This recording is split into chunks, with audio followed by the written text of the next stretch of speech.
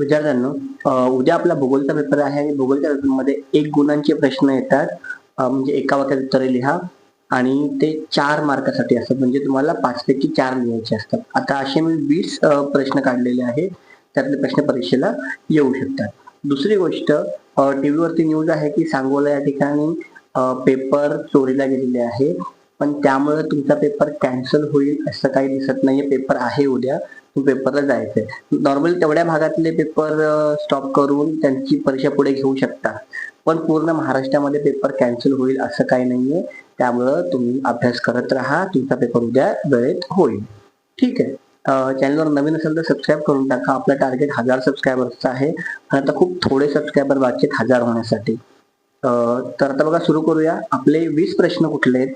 तर पहिला आहे, भारतातील क्षेत्रफळाच्या दृष्टीने सर्वात मोठे राज्य कोणते? राजस्थान. लक्षात ठेवायचं. कोणत्या नृत्य प्रकारासाठी ब्राझील हा देश प्रसिद्ध आहे? ठीक आहे, याचं उत्तर तुम्हाला माहिती असेल तर कमेंट करा.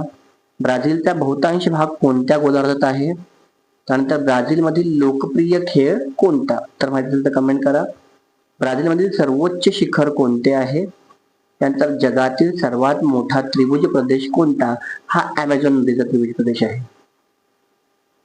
7वा प्रश्न, ब्राझीलमधील पर्जन्य छायेच्या प्रदेशाला कोणत्या नावाने संबोधतात?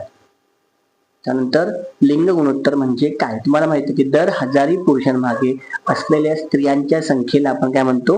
लिंग गुणोत्तर असं म्हणतो. काही प्रश्नांची उत्तर मी तुम्हाला थोडी सांगणार आहे. काही प्रश्नांची उत्तर तुम्ही मला कमेंट पण करू शकता. त्यानंतर उत्तर भारतीय मैदानी प्रदेशात कोणत्या स्वरूपाच्या वस्त्या आढळतात? हा प्रश्न महत्वाचा आहे आणि हा परीक्षेला येऊ शकतो. त्यानंतर 10वा प्रश्न बघा, भारतातील सर्वाधिक नागरीकरण झालेले राज्य कुठले? कुठल्या राज्यात जास्तीत जास्त नागरीकरण झालेलं आहे हे तुम्हाला लिहायचं आहे. त्यानंतर पश्चिमेकडे चला या धोरणाला कोणत्या देशाने प्रोत्साहन दिले? 12वा प्रश्न, भारतातील शेती मुख्यत्वे कोणत्या प्रकारची आहे? उत्तर तुम्हाला माहिती असेल तर कमेंट करा. कमेंट करताना तुम्ही एका शब्दात कमेंट करू शकता, पण परीक्षेला लिहिताना उत्तर एका वाक्यात लिहायचं आहे. म्हणजेच जर मी प्रश्न घेतला की भारतातील क्षेत्रफळाच्या दृष्टीने सगळ्यात मोठे राज्य कोणते? तर उत्तर राजस्थान आहे. पण तुम्हाला लिहिताना भारतातील क्षेत्रफळाच्या दृष्टीने सर्वात मोठे राज्य राजस्थान आहे असं तुम्हाला लिहायचं. ठीक आहे. त्यानंतर उद्या तुमचा भूगोलचा पेपर झाल्यानंतर आपला जो चॅनल आहे यावर तुम्हाला आणखीन खूप सारे इन्फॉर्मेटिव्ह व्हिडिओज मिळणार आहेत. त्यामुळे तुम्हाला सबस्क्राईब करायचं आहे चॅनलला. पुढच्या प्रश्नावर जाऊया. भारताची प्रमाण वेळ कोणत्या रेखावृत्तावरून निश्चित केली जाते? तुम्हाला याचं उत्तर माहिती असायला पाहिजे. 14 बघा, ब्राझीलमध्ये एकूण किती प्रमाण वेळा मानल्या जातात? भारतामध्ये एकच प्रमाण वेळ आहे, अशी ब्राझीलमध्ये किती प्रमाण वेळा आहेत? त्यानंतर ब्राझीलचे स्थान कोणत्या गोलार्धात आहे? उत्तर गोलार्ध, पूर्व गोलार्ध, पश्चिम गोलार्ध जे असेल ते तुम्हाला लिहायचं आहे. त्यानंतर अमेझॉन नदीचा उगम कुठे होतो?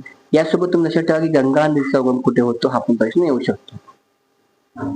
17वा प्रश्न बघा, भारतातील पश्चिम बंगाल हे राज्य कोणत्या प्राण्यांसाठी प्रसिद्ध आहे? मला वाटतं वाघासाठी प्रसिद्ध असेल, बेंगॉल टायगरसाठी.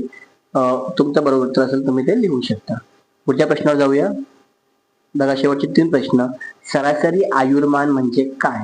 त्यानंतर मॅनॉस या शहराजवळ कोणत्या नद्यांचा संगम होतो? यातली एक तर अमेझॉन आहे, दुसरी तुम्ही कमेंट करू शकता. आणि 20वा आहे, ब्राझीलचा कोणत्या देशांशी आंतरराष्ट्रीय व्यापार चालतो? कमीत कमी 2 नावं तुम्हाला लिहायला लागतील परीक्षेमध्ये. ठीक आहे.